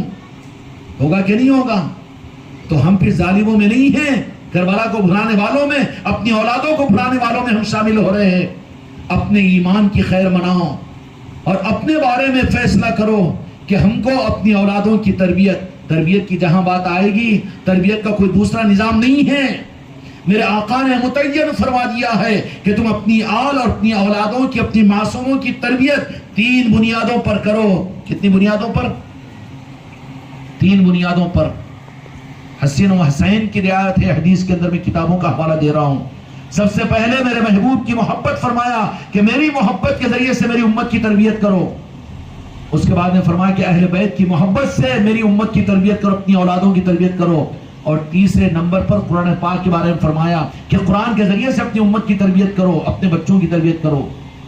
ہمارے گھروں کے اندر میں دو جہاں کے مالک کی محبت کے کوئی نظام ہے، نعتوں کا نظام ہے، درود کے دستر ہے، یاد مصطفیٰ ہے، اور میرے آقا کی عظمتوں کے تذکرے اور احادیث ہیں۔ اولادوں کی تربیت کے لیے نہیں ہے۔ اہل بیت کی محبت، اس محبت کو بھی سلیبس سے نکال دیا، اس کے بدل، دونوں کے چیزوں کے بدل لا کر دے دیا ہے اس قرآن کو، قرآن کی تفسیر کو، قرآن کے علم کو۔ کیا کرے گا یہ قرآن پاک کو لے کر؟ کیوں کہ یہ قرآن پاک جس کے بارے میں خود خدا نے فرمایا یہدی بہ کثیرا یضل بہ کثیرا، اسی قرآن کے ذریعے سے بعض قوموں کو ہدایت ملے گی، اسی قرآن کے ذریعے سے بعضوں کو گمراہیت ہوگی۔ تو پھر تجھے ہدایت ملے گی، کیا گارنٹی ہے؟ ہدایت اس کو ملتی ہے جن کے دلوں کے اندر میں اہل بیت کی محبت ہوگی۔ اور اسی کو میرے آقا نے فرما دیا، غدیر قم کے موقع ہی پر فرمایا کہ میں تمہارے درمیان میں 2 چیزوں کو چھوڑ کر جا رہا ہوں، ایک قرآن پاک، دوسرے اہل بیت کی محبت۔ اگر یہ دو چیزوں کو تم پکڑے رہو گے تو ہرگز تم دنیا میں گمراہ نہیں ہوں گے. چاہے ایران تم کو گمراہ کرے کہ سعودیہ تم کو گمراہ کرے, ہندوستان گمراہ کرے کہ کوئی مسلک اور جماعت تم کو گمراہ کرے, لیکن میری ضمانت ہے کہ تمہارے پاس میں قرآن پاک ہو اور میری آل کی اور اہل بیت کی محبت ہو تو تم گمراہ نہیں ہو سکتے. اصل پاورفل چیزیں تو ہمارے کو دے دی نا, ہمارے آقا نے ہم کو محروم نہیں کیا. اب ان دنوں دو چیزوں کو چھوڑتے ہیں تو بھیک مانگنا پڑتا ہے. یہ کیا بات ہے جی, وہ کیا بات ہے, وہ دین کیا ہے تم سمجھاؤ. انہیں اپنے مسلک کا دین سمجھاتا, انہیں اپنے مقصد کا دین سمجھاتا, انہیں یہ مسلک کا دین انہیں صحیح تو انہیں غلط, انہیں تو غلط. بھٹک رہی ہے آج امت کو لاؤ قرآن پر, اہل بیت کی محبت پر, امت خود سمجھ جائے گی. خدا کی قسم سمجھ میں آ رہی بات. میرے آقا نے یہ انتظام فرمایا تھا. اگر امت کربلا کو یاد رکھتی تو پھر امت بھٹکتی نہیں تھی. آج جو ہماری اور تمہاری نسلیں اور ہم جو بھٹکے ہیں, فیصلہ کرو, دل سے فیصلہ لو, اپنے ایمان سے تصدیق کرو. کربلا کو بھلانے کی وجہ سے ہوا ہے. برا نہیں تو ذرا اچھا ہی تھا ہوں گا نا یزید بھی. اور یزید کی پہچان کیا ہے؟ یزید ختم نہیں ہوا. میدان کربلا سے دو نظام بھی چلے ہیں. جیسے قرآن سے ہدایت اور گمراہی اللہ نے چلایا, اور رحمان نے شیطان کو, رحمان کے نظام کو شروع سے چلایا. ایک طرف میں نبی تھے اور دوسری طرف میں اللہ تبارک و تعالیٰ نے شیطان کو رکھا تھا. رحمان کے نظام کی رہبری نبیوں نے کی اور شیطان رحمان سے بھٹکانے کی کوشش شیطان نے کی. شروع سے ہے کہ نہیں دو نظام حق و باطل کے. ایسے ہی نبیوں کے زمانے میں بھی دو لائن چلے, لیکن وہ لائنیں چلتے ہوئے شیطان ذرا بے فکر ہو گیا جب یزید حکومت پر جلوہ گر ہو گیا, حکومت اسلامیہ کو قبضے میں لے لیا. بڑی دہائی دیتے ہو تاریخ کے حوالے دے کر ہم کو کہ یزید کے زمانے میں قسطنطنیہ فتح ہوا. قسطنطنیہ تو وہ تو حضرت عمر فاروق رضی اللہ عنہ کے زمانے میں اس کے حالات بن چکے تھے. قسطنطنیہ کو فتح کرنے والا یزید پلیت نہیں, بلکہ وہ رخ کہ کسی کے ہاتھ پر کوئی اچھا کام اگر ہو جائے تو میرے آقا نے فرما دیا کہ اللہ تبارک و تعالیٰ اپنے دین کی مدد فاسقوں اور فاجروں سے بھی لیتا ہے. یزید کے ہاتھ پر اگر کچھ اچھے کام حکومت کی لالچ میں کیا ہوگا تو وہ اچھے کام کی وجہ سے اس کی ذات کو اچھا اور جنتی نہیں کہہ سکتے ہم. لیکن بڑی دعائیاں دی جاتی ہے تاریخ کے اوراق میں سے نکال کر, یزید کی یہ خدمات. کون چچاتا آیا ہے تمہارا؟ کیوں اتنی محبت, اور اس کی محبت اور اس کی نسبت اور اس کا نام. تو مشورہ دو نا, پھر محبت ہے تو اپنی اولاد کا نام یزید رکھو. برداشت کریں گے؟ بیٹے کا نام نہیں تو کم از کم ناتیہ نواسی کا تو نام رکھو. کیسی بڑی جھڑتی لے گا وہ. کوئی ایسا کمینہ ہوگا جو اس کو بھی پسند کر لے گا, وہ تو بدبخت ہوگا. ہر زمانے میں رحمان کا نظام بھی ہے, شیطان کا نظام بھی ہے. لیکن میدان کربلا جب قائم ہو گئی تو وہاں سے دو نظام کو اللہ تبارک و تعالیٰ نے ایک یزیدیت کے اور ایک حسینیت کے قیامت تک کے لیے ظاہر کر دیا. میدان کربلا ہی کا ایک نظام نہیں تھا, بلکہ قیامت تک کے لیے حسینیت کی پہچان بھی بتا دی اور یزیدیت کی پہچان بھی بتا دی, اور فرما دیا کہ دو چیزیں میری امت کے درمیان میں چلتی رہے گی. جیسے رحمان کا نظام نبیوں کا تھا, ویسے ہی امامت کے نظام کے اندر مولا حسین کا نظام, آل رسول کا, اولیاء کا نظام ہے. اور شیطان کے نظاموں میں جیسا نظام ان نبیوں کے زمانے میں نبیوں کے مقابلے پر تھا, ایسے ہی یزیدیوں کا نظام اولیاء اور آل رسول کے خلاف میں رہے گا قیامت تک. بات کہاں سے کہاں چل جا رہی ہے. دیکھو کتنا نفرت کے ساتھ اپنے قدموں کو پلٹنے کی ضرورت ہے, عقیدوں کو صحیح کرنے کی ضرورت ہے. کتنا اپنے بچوں کے پیروں پر ہاتھ رکھنے کی ضرورت ہے, اپنی اولادوں کو تربیت کے صحیح رخ پر لانے کی ضرورت ہے. ورنہ بات تو یہی ہوگی, لا یستوی اصحاب النار و اصحاب الجنہ. میں نے جو شروع میں آیت شریفہ پڑھی, اصحاب الجنت هم الفائزون, اصحاب جنت اور اصحاب جہنم برابر نہیں ہو سکتے. یا اللہ, آپ کا ایک گناہگار بندہ, خطا کار بندہ عرض کر رہا ہے, یزید سے محبت کرنے والے حسین سے محبت کرنے والے برابر نہیں ہو سکتے. یزید سے محبت کرنے والے, اس کو اچھا سمجھنے والے ہی جہنم میں جائیں گے. قرآن کی آیت کا ترجمہ نہیں کر رہا ہوں نعوذ باللہ, میں یہ جرات نہیں کر رہا ہوں, لیکن مفہوم کے اندر میں اپنا ایک عقیدہ بیان کر رہا ہوں. یزیدیت بھی آج ہے اور آج دور نہیں ہے. ایران میں مت دیکھو عراق میں مت دیکھو شیعوں میں وہ یزیدیت کے جراثیم، تو تمہارے میرے قریب، تمہاری میری اولادوں میں، تمہارے میرے گھروں میں، تمہارے میرے بورچے خانوں میں، تمہارے میرے دسترخوانوں کے اوپر ساتھ بیٹھ کر پڑھ رہے ہیں۔ ان کی اصلاح کرو، نفرت نہیں۔ سناؤ ان کو پنجتن پاک کی باتیں، اپنے گھروں میں کرو یاد حسین کی محفلیں، اور ان کو بتاؤ مولا حسین کی ذاتیں، اور ان کو بتاؤ اہل بیت کی قربانیاں، اور اہل بیت کے ساتھ محبت پیدا کراؤ۔ تمہاری اولاد ہے، تمہارا دودھ پی ہوئی ہے، تمہارے دوسرے کی اولاد ہے، تو تمہاری بات کیسے نہیں مانے گی؟ لیکن ہم نے محنت نہیں کی، ہم نے خود اپنا رخ بدل دیا۔ یہ ہماری ذمہ داری، ہم اس کے ذمہ دار ہیں۔ اب حسینیت اور یزیدیت قیامت تک چلے گی۔ اس لیے میرے آقا نے فرما دیا کہ قرآن پاک اور اس کے ساتھ میں اہل بیت کی محبت تم کو دے کر جا رہا ہوں، اگر یہ دونوں چیزوں کو تھامے رکھو گے تو ہرگز تم گمراہ نہیں ہو سکتے۔ سند دی میرے مصطفیٰ نے، کس بات کا، اس کا مطلب کیا تھا کہ قرآن تمہاری رہبری کرے گا، اور قرآن کیا رہبری کرتا ہے۔ آخری بات عرض کر دوں، بہت دیر سے آپ حضرات بیٹھ کر سن رہے ہو، ابھی لنگر سے کھانے سے بھی فارغ ہونا ہے۔ آپ حضرات کا میں مشکور ہوں کہ آپ حضرات نے اتنا وقت دیا، لیکن اس امید کے ساتھ میں کہ مرض اپنے انتہا پر پہنچ رہا ہے، یزیدیت پنپ رہی ہے ہمارے گھرانوں میں، ہماری نسلوں میں، یزیدیت ہمارے نسلوں میں داخل ہو رہی ہے، اور آنے کے راستے، برا نہ مانو، برا مت کہو اللہ کے واسطے، مسجدوں کے ممبروں کو استعمال کیا جا رہا ہے، مسلک اور جماعتوں کو استعمال کیا جا رہا ہے، دینی لٹریچر کو استعمال کیا جا رہا ہے یزیدیت کے پنپانے کے لیے۔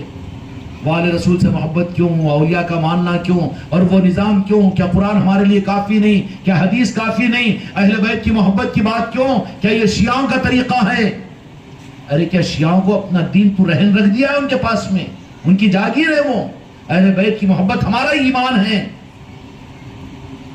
ہم نے کلمہ پڑھا ہے اپنے آقا کا، ان کی محبت میں اپنی جان کا دینا یہ ہمارے ایمان کا تقاضا ہے۔ اپنے نبی کے نوازوں پر اپنی محبتوں کو نچھاور کرنا یہ ہمارے ایمان کی پہچان ہے۔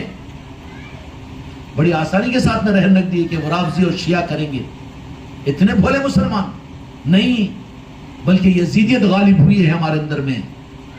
اب سوال یہ پیدا ہوتا ہے، آخری بات عرض کر دیتا ہوں، حدیث سے تو میں نے یاد کربلا مولا حسین کی فضیلتیں کیا عرض کروں، مجھ سے زیادہ آپ حضرات جانتے ہیں، لیکن ذوق پیدا کرو، اہل بیت کی محبت اپنے اندر پیدا کرو، تو اہل بیت کی محبت تم کو خود حق بتاتی چلی جائے گی، حق سکھاتی چلی جائے گی۔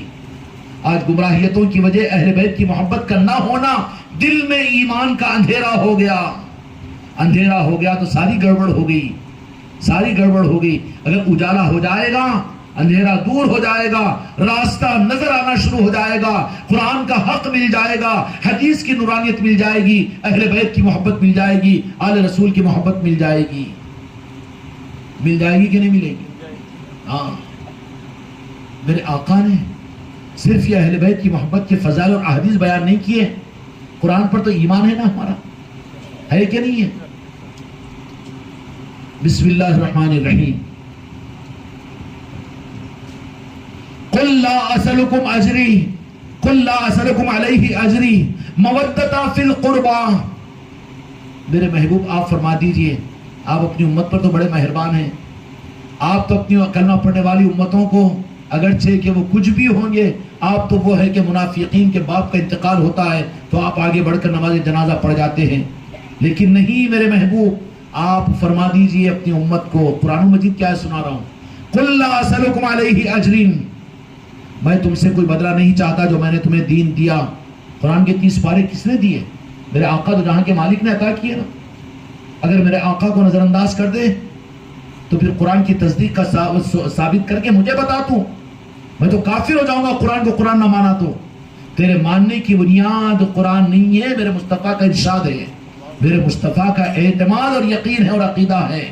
ایمان کی، عقیدے کی بنیاد کان کھول کر سن لو، توحید کی بنیاد قرآن پر نہیں بلکہ رسالت پر ہے۔ جو توحید کی بنیاد قرآن کو پیش کرتے ہیں، قرآن سے ثابت کر کے بتایا، قرآن کو اللہ نے دیا، تمہارے اوپر نازل کیا، پھر اللہ کا کلام ہے، اس کا ثبوت اور اس کی دلیل، چکر میں آ جاؤ گے نا۔ توحید کی بنیاد قرآن نہیں ہو سکتا، بلکہ توحید کی اور قرآن کی تصدیق میرے مصطفیٰ کریں گے تو قرآن تو قرآن، اللہ تو اللہ، توحید تو توحید۔ اگر میرے مصطفیٰ کے عقیدے اور ایمان کو درمیان سے ذرہ برابر ہٹا دو تو پھر عرش الہی سے تم تحیت السرا میں پہنچ جاؤ گے گمراہیت کی۔ کوئی تمہارے ایمان کا ذرہ برابر خدا کی نظر میں وزن باقی نہیں رہے گا۔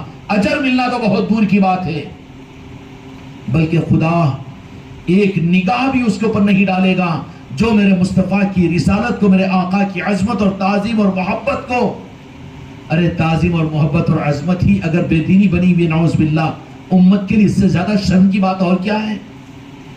آقا کی تعظیم، مدینے والوں کی اتنی محبت، لیلا مجنوں کے گانے گاتا تھا گھومتے ہوئے، اور ٹی وی چینلوں کے اوپر سب کچھ دیکھتا ہے دنیا کا، لیکن تو جن کا کلمہ پڑھتا ہے ان کی عظمت اور محبت اور تعظیم کے لیے تیرے پاس میں وقت نہیں۔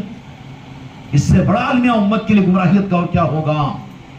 اللہ تبارک و تعالیٰ نے اپنے محبوب کو حکم دیا، بہت کم حکم دیا اللہ تعالیٰ نے اپنے محبوب کو، بالجبر حکم دیا میرے آقا کو، قل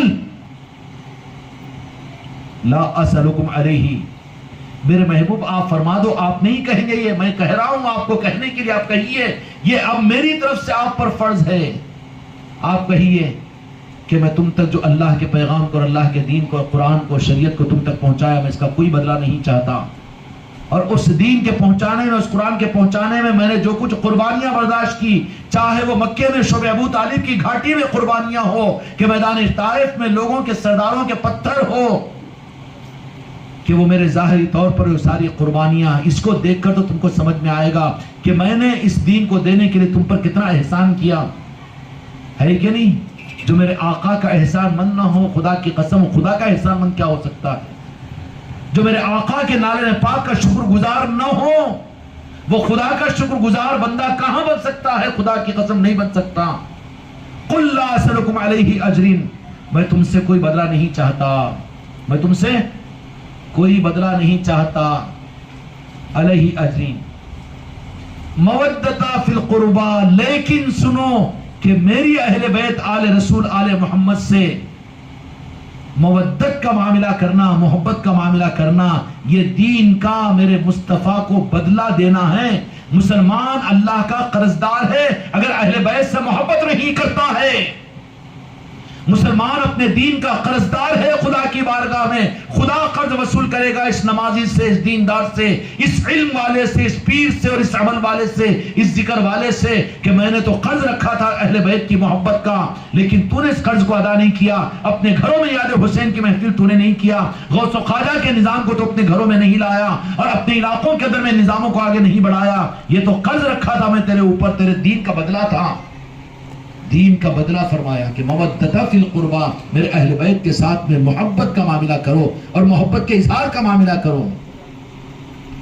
میرے بھائیوں، یہ مجلس معمولی نہیں ہے، یہ مودت کی مجلس ہے، اہل بیت کی محبت کی اظہار کی مجلس ہے، ہمارے ایمان کی تصدیق کی مجلس ہے۔ اس لیے میرے بھائی آپ کے قدموں پر میرا ہاتھ ہو، لیکن اللہ واسطے کھلے آسمان کے نیچے یہ عہد کرو، جب تک زندگی باقی ہے، آگے جتنے سال آئیں گے ضرور یاد حسین انشاءاللہ مناتے رہیں گے، ہم منائیں گے مسجدوں میں بھی، ہم منائیں گے اپنی گلیوں میں بھی، اور ہم منائیں گے اپنی خانقاہوں میں بھی، اور اپنی مسجدوں کے اندر بھی منوانے لگائیں گے، اور اپنے گھروں کے اندر بھی یاد حسین کی محفلیں منوائیں گے، اہل بیت کی محبت کے نظاموں کو اپنے گھروں میں قائم کریں گے۔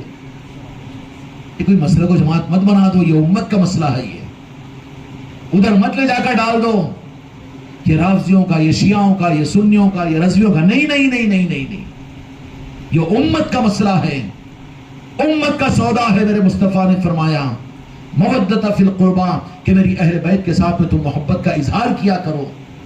تو قرآن پاک کی دلیل بھی مل گئی۔ اب مولا علی کے غدیر خم کی محفلیں مسجدوں میں ہیں آج؟ نہیں ہے نا، تو خیانت ہو رہی کہ نہیں ہو رہی؟ اس کے بجائے اپنی پیر پرستی، اپنی جماعت، اپنے مسلک، منبروں پر اچھل اچھل کر سب کچھ تو ہو رہا ہے، لیکن اہل بیت کے تذکرے بجائے اس کے اہل بیت کے ساتھ میں، یہ دین کے ساتھ میں کیا تعلق ہے اور یہ کیا ضروری ہے، یہ گمراہیت ہے، وہ جاہل تھے اس واسطے وہ لوگ کرتے تھے، تو تم تو اپنی زبان سے اقرار کر رہے ہو کہ تم جاہل کی اولاد ہو، وہ بدعتی تھے، گمراہ تھے تو جہنم میں جائیں گے، تو جہنم کی اولاد بن گئے ہو۔ کہاں تم کو حق ہے مجھ سے کہے کہ ہم بھی جنتی ہیں. جنت میں جاؤ گے تو مگر کیا پکارا جائے گا؟ جہنمی کی اولاد نا. اس لیے زبان سے اقرار مت کرو کہ ہمارے آبا و اجداد جاہل تھے اور وہ بدعتی تھے، وہ مشرک تھے، جہنم میں جائیں گے. شرم آنا چاہیے اپنی زبانوں کو ایسے الفاظ کے اختیار کرنے سے. امت کو گمراہ مت کرو. امت تو بھولی بھالی ہے. اس لیے آپ جو امت کو حق دے سکتے ہیں، مخالفت مناظرے مسئلے کا حل نہیں ہے، نفرت ایک دوسرے کے خلاف نہیں، حق کا نظام نہیں ہے، بلکہ محبت کے ساتھ میں ہر ایمان والے کو یہ محبت کا پیغام اپنی اعتبار سے دیا کرو اور پھر اس کو دینے کے لیے اپنے گھر میں 5-7 آدمیوں کو جمع کرو. کیا ہے؟ چلو پنجتن پاک کی نسبت کی یاد حسین کی محفل ہے اور یہ ہے. سمجھ میں آ گیا قرآن پاک کے ذریعے سے بھی. اور تفصیلات اگر قرآن و حدیث کے عرض کرتا چلوں، ابھی تک تو یہ سنتے ہوں گے کہ یاد حسین، پنجتن پاک کے تذکرے، اولیاء کی نسبتیں. بھئی یہ اضافی چیز ہے، یہ قرآن و حدیث سے کہاں نسبت؟ نہیں، قرآن و حدیث کو چھپایا گیا ہے. حقیقت میں تو قرآن پتہ دیتا ہے اہل بیت کی محبت کا، قرآن پتہ دیتا ہے اللہ کے دوستوں کی محبت کا، اور قرآن پتہ دیتا ہے نالے پاک مصطفیٰ کی عظمت کا. اگر وہ نہیں مل رہا ہے تو خدا کی قسم یا رب العالمین، میں اپنے عقیدے کو تیرے سامنے بیان کر رہا ہوں، اگر نالے پاک مصطفیٰ کی محبت تم کو قرآن سے نہیں مل رہی ہے، اہل بیت اور پنجتن پاک کی محبت نہیں مل رہی ہے، تو قرآن تم کو حق نہیں دے رہا ہے. حق نہیں لے سک رہے تم قرآن پاک کا. اس لیے میرے بچوں، میرے بھائیوں، میرے دوستوں، میرے بزرگوں، یہ دولتیں جہاں تم کو تمہاری اولادوں کو ملتی ہو، جاؤ ان چشموں پر اور جاؤ وہاں پر حاصل کرو. مسلک و جماعتوں کی بندشوں کی وجہ سے خود کو اور خود کی نسلوں کو، خود کی بہن بیٹیوں کو، خود کی ماں کو محروم مت کرو.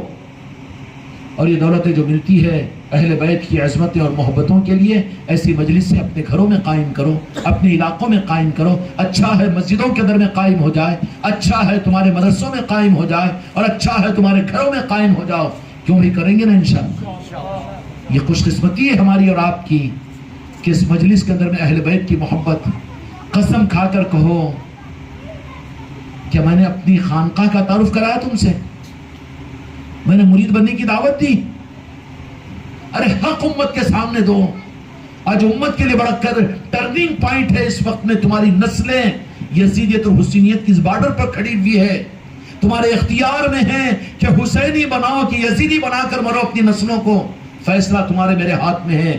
اس لیے فیصلہ کرو کہ انشاءاللہ اپنی نسلوں کو حسینیت کا مزاج دیں گے. اس کے لیے مولا حسین علیہ السلام اور اہل بیت اور آل رسول کی عظمتیں ان کو دیں گے. اور پھر وہ نسبتیں اور وہ عظمتیں جہاں سے ملتی ہے اس کے لیے چشموں کو میدان کربلا سے جاری کروایا.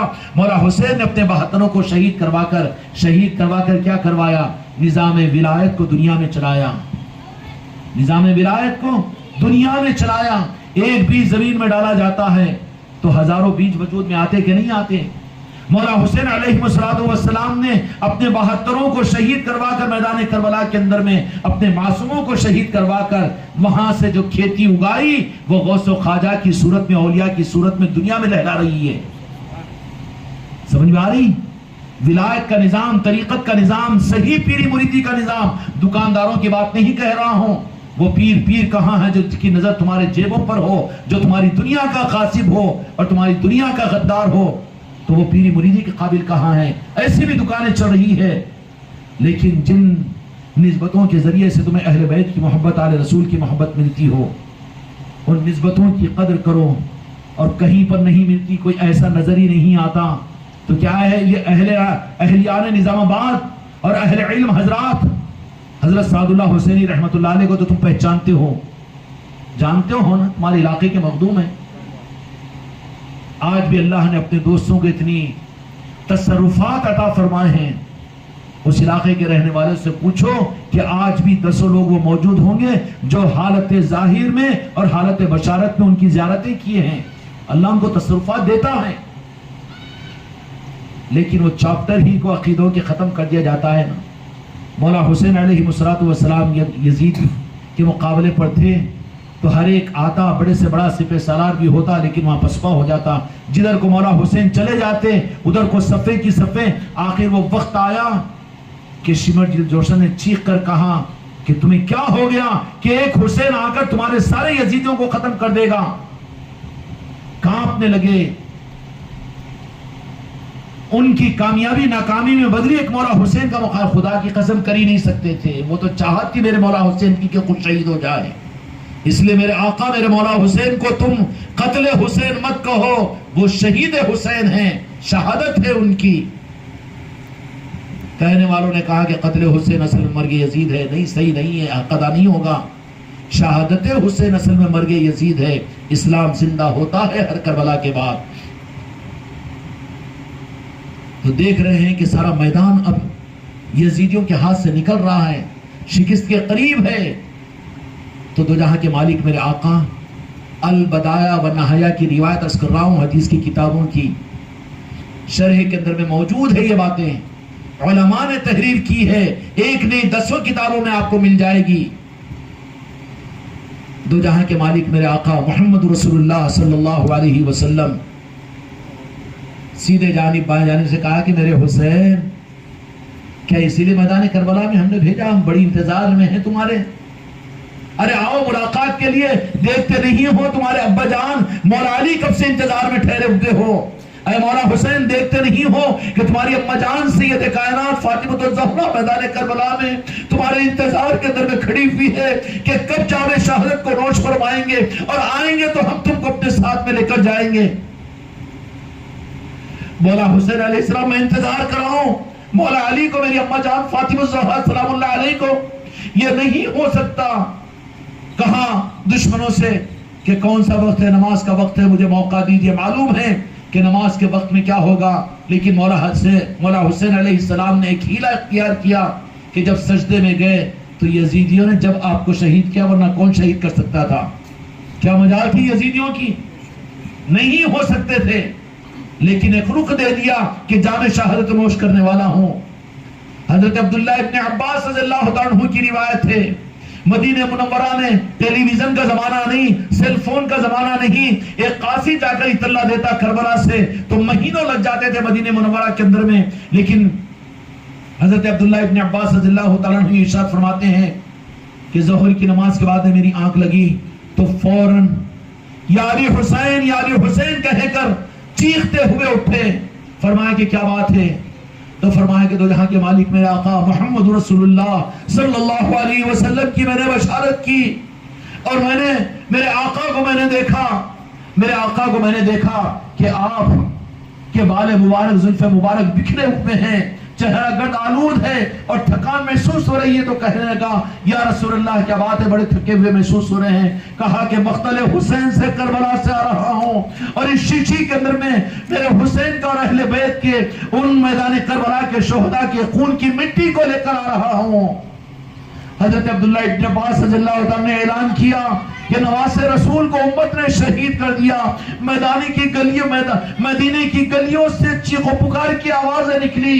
ام سلمہ فوراً جا کر دیکھی، شیشی کو دیکھا تو وہ شیشی جو میرے آقا نے دی تھی، جو یاد کربلا کی یاد تھی جو میرے مصطفیٰ نے عطا کی تھی، اس شیشی کے اندر میں خون، اور وہ مٹی خون سرخ خون والا ہو چکا. تو ام سلمہ نے بھی قسم کھا کر فرمایا کہ میرے آقا نے سچ فرمایا، اور آج نواز رسول کو امت نے شہید کر دیا میدان کربلا کے اندر میں.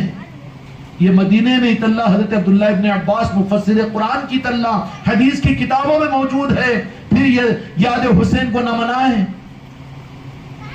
اور کیسے دل گردہ ٹھہرے گا. ان کی وہ قربانیاں نواز رسول کی اور وہ 72 کی وہ قربانیاں اس سے زیادہ باقی رہنے والے ہیں. وہ اہل بیت کی وہ اطہار، اور وہ میری مائیں، اور وہ اہل بیت اطہار کی وہ عورتیں، اور ان کے ساتھ وہ معصوم بچیاں جنہوں نے اپنی معصومیت کے ساتھ میں اس سارے منظروں کو دیکھا. وہ باتیں جب ہمارے سامنے کی جاتی ہے تو آنکھوں سے آنسو نکل جاتے ہو، لیکن برداشت نہیں کر سکو گے.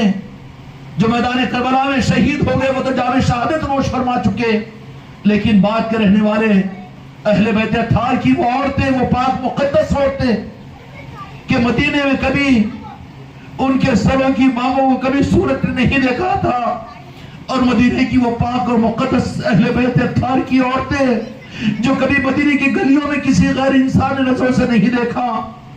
میدان کربلا کے اندر میں وہ بے یار و مددگار اور غم و ہراس کی حالت میں جب شہادت حسین ہو چکی ہے، امام سید سجاد امام زین العابدین رضی اللہ تعالیٰ اکیلے بیماری کی حالت میں کمزور ہیں، سید زینب رضی اللہ تعالیٰ آتی ہے کہ میرے لخت جگر تم حسین کی پہچان ہو، ہمت نہ ہارنا۔ حضرت امام زین العابدین رضی اللہ تعالیٰ دلاسا دیتے ہیں کہ ہاں ابا جان نے مجھے اس لیے تو رکھا ہے۔ وہ رات بھی عجیب رات تھی کہ 10ویں شہادت کی رات حضرت زینب رضی اللہ تعالیٰ یہ ارشاد فرماتی ہے کہ رات کا اندھیرا جب ہونے لگا، ہم کو اہل بیت اطہار کی عورتوں کے اوپر قوم ہی راز کے ایسے سائے بڑھنے لگے کہ ان خبیث یزیدیوں کا پھر ہمارے ساتھ میں کیا معاملہ ہوگا۔ ہم تو وہ ہیں کہ ہماری طہارت کی قسم قرآن نے دی ہے اور ہماری طہارت اور ہماری پاکیوں کی عظمتوں کو بیان کیا ہے، کیا ہوگا ہمارے ساتھ میں۔ اسی حالت کے اندر میں اہل بیت اطہار کی عورتیں 10ویں محرم کی رات میں میدان کربلا کے اندر میں اندھیرا ہو چکا، گھٹا ٹوپ اندھیرا ہو چکا، حضرت سیدہ زینب تم پر تمہاری جرات کے اوپر سلام ہو، ہماری ماں ہماری بیٹیاں قربان ہو سید زینب، کہ پوری اہل بیت کی عورتوں کی ہمت کو ڈھارس کو بنا کر ہر ایک کو تسلی دے رہی ہے۔ لیکن وہاں پر ہمت ٹوٹ جاتی ہے، فوراً امام زین العابدین رضی اللہ تعالیٰ عنہ کہتے ہیں کہ پھوپھی جان، میرے ابا جان امام حسین علیہ السلام جاتے ہوئے تمہیں کون سی آخری وصیت کی تھی؟ فوراً حضرت زینب رضی اللہ تعالیٰ کہتی ہے کیا میرے بھائی حسین جب جا رہے تھے شہادت کو تو حضرت سکینہ کو میرے حوالے کر کر کہا تھا یہ میری معصوم بیٹی ہے، میں اس سے بڑی محبت کرتا ہوں، اس کا خیال رکھنا، میرے بعد میں بڑے اس کے غم جو ایک پہاڑ ٹوٹیں گے اس کے اوپر، میری اس معصوم بیٹی کے اوپر کبھی کوئی حال نہ آ جائے۔ حضرت زینب کو خیال آیا تو سبسوس اپنے رخوں کو موڑ کر حضرت سکینہ کو ڈھونڈتی ہوئی جو 3-4 سال کی معصوم لڑکی ہے، خدا کی قسم چاند جس پر مسکرائے، اور چاند کی وہ روشنی بھی کیا روشنی ہے جو حضرت سکینہ رضی اللہ تعالیٰ،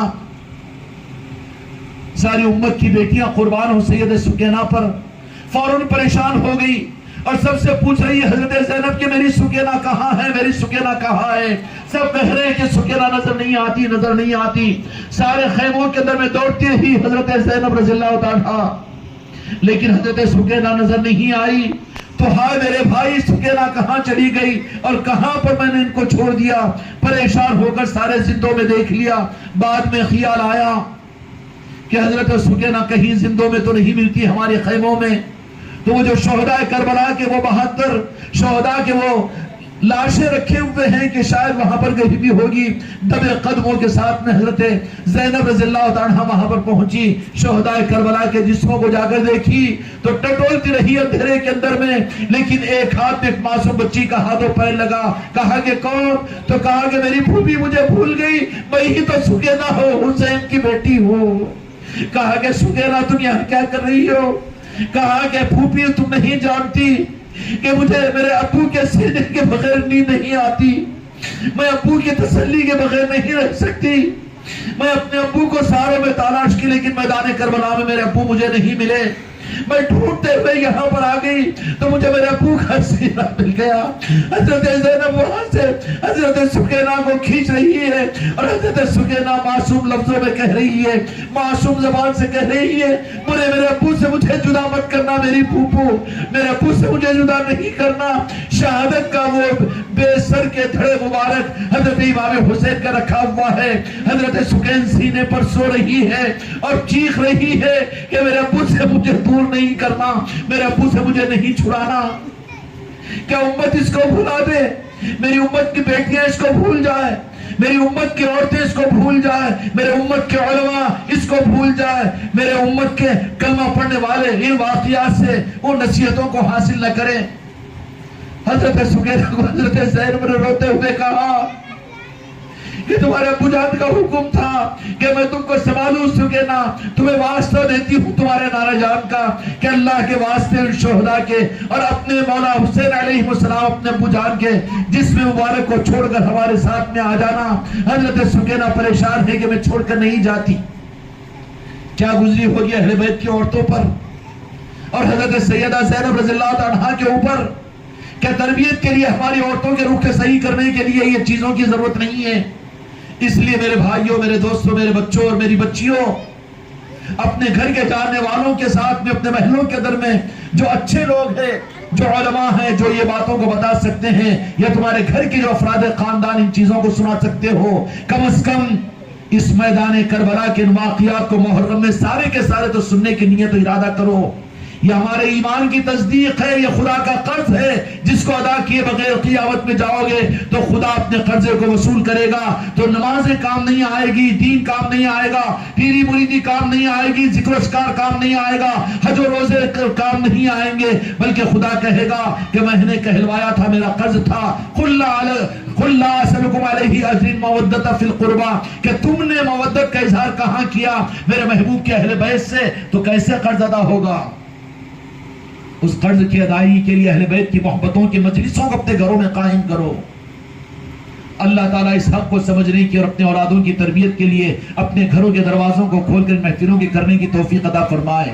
جہاں ہو جائے اور محفلوں میں جایا کرو، اپنے بچوں کو بھیجا کرو، ذمہ داری ہے تم پر بھی مجھ پر بھی، محتاج مت بنو، تم کو اللہ نے صلاحیت عطا کی ہے تو لے کر بیٹھو اپنے بچوں کو، سناؤ میدان کربلا کو، پہلی تاریخ سے لے کر 9 محرم تک کے واقعات کو سناؤ۔ اللہ نے صلاحیت تمہیں عطا فرمائی ہے، اہل محبت، اہل بیت کی محبت دو، اہل بیت کی محبت ملے گی تو پنجتن پاک کی محبت تم کو میرے آقا دو جہاں کے مالک محمد رسول اللہ صلی اللہ علیہ وسلم کی محبت تک پہنچائے گی، اور پھر میرے مصطفیٰ کی محبت، ایک مرتبہ میرے آقا نے فرما دیا کہ میری امت کے لیے ایک مسئلہ ہوگا، اس بات کو اس کر کے بات کو ختم کرتا ہوں، کہہ دوں، کہا کہ یا اللہ حسین مجھ سے ہے، میں حسین سے ہوں، حسین میرے دل کا جگر گوشہ ہے، جس نے اس کو تکلیف پہنچائی اس نے مجھے تکلیف پہنچائی، مجھے بڑی محبت ہے میرے نواسے سے، اس لیے کہ میں دیکھتا ہوں کہ میرے نواسے کو میں تیار کر رہا ہوں، اس لیے کہ میدان کربلا میں میرے کلمہ پڑھنے والی امت ہی ان کو شہید کرنے والی ہے۔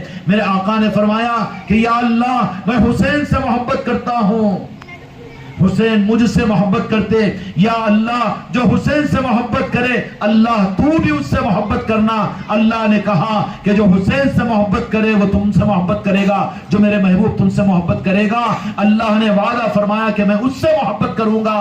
بتاؤ اللہ کی محبت کے حاصل کرنے کا ذریعہ، کہو یاد حسین ہے، یاد حسین، کیوں بھئی ہے کہ نہیں ہے؟ عبادت بیریا، آل رسول کا تذکرہ، مولا علی کو دیکھنا عبادت، مولا علی کا تذکرہ بھی عبادت، اہل بیت کا تذکرہ بھی عبادت کے قائم مقام ہے۔ اس لیے ایسی بے ریا کی وہ عبادتیں جس سے خدا راضی ہونے کا وعدہ فرمایا، ایسی عبادتوں کے لیے محفلوں کو قائم کرو، ان محفلوں کو مسجدوں میں سجاؤ، گھروں میں سجاؤ، کریں گے نا انشاءاللہ۔ اس کو نکال کر بازو مت رکھو کہ کوئی مسلک و جماعت کا نظام نہیں، یہ امت کا نظام ہے، امت میں تھا تو یہ امت ہے، امت سے نکلا تو یہ امت خدا کی نظر سے گر رہی ہے۔ اللہ تعالیٰ حق کے ساتھ ہم سب کو آگے بڑھائے، کریں گے انشاءاللہ۔ تقاضے رکھو اپنے علماء کے سامنے، اہل ذمہ دار حضرات کے سامنے، اللہ نے آپ کو خود سمجھانے کی صلاحیتیں دی، آپ پروفیسر ہیں، پڑھے لکھے لوگ ہیں، ایجوکیٹڈ لوگ ہیں، ان کو اپنے گھر کی عورتوں کو، اپنے بچوں کو، اپنے خاندان والوں کو بلا کر یاد حسین کی محفلیں کرو، اور پھر لنگریں کرواؤ، ایک نظام، تربیت کے نظاموں کو مسلمان اپنے گھروں سے شروع کرے۔ گمراہیت کی سب سے بڑی بنیاد کہ یہ لوگ اپنی تربیت کے، اسلام کی ترویج کے نظاموں کو مسجدوں سے، مدرسوں سے چلانا چاہتے ہیں، لیکن نہیں ہے، نبوی تربیت کا نظام گھروں سے ہے۔ کہاں سے؟ اب تو تربیت ہوگی مسجد سے، ہوگی خانقاہ سے، ہوگی جماعت میں بھیجنے سے، یا ہوگی وہ تفسیر کے سننے سے، نئی تربیتوں کے نظام گھروں سے ہوتے ہیں۔ عشیرتک الاقربین، حکم یہ ہے کہ اپنے گھر سے اصلاح کی فکر کرو، ہم سب مسئول ہیں، ذمہ دار ہیں، اپنے گھروں کی تربیت کو خود اپنی ذمہ داری سمجھ کر اہل بیت کی محبت انشاءاللہ اپنے خاندانوں میں ہم دیں گے نا انشاءاللہ۔ اللہ تعالیٰ بھرپور توفیق عطا فرمائے۔ زیادہ وقت آپ حضرات کی خدمت میں لے لیا ہوں، مجھے معاف کیجئے، لیکن ایک پیغام ہے آپ حضرات سے، مجھے یہ امید ہے، میں خوش کرنے کے لیے نہیں کہہ رہا ہوں، اس امید کے ساتھ میں اتنا کھل کر کہیں آج تک میں نے نہیں کہا، لیکن آپ حضرات سے دل کو کھول کر دیا ہوں۔ میں امید رکھتا ہوں کہ اس پیغام کو جو آپ سمجھ جائیں گے، اہل لوگوں تک جہاں تک ہو سکے، تمہاری اولادیں اگر بیرونی ملکوں کے اندر میں ہیں تو تم پر حق ہے کہ ان کو پنجتن پاک کی محبت پر لاؤ، اہل بیت کی محبت پر لاؤ، کریں گے انشاءاللہ۔ اللہ تعالیٰ حق کے ساتھ ہم سب کو آگے بڑھائے۔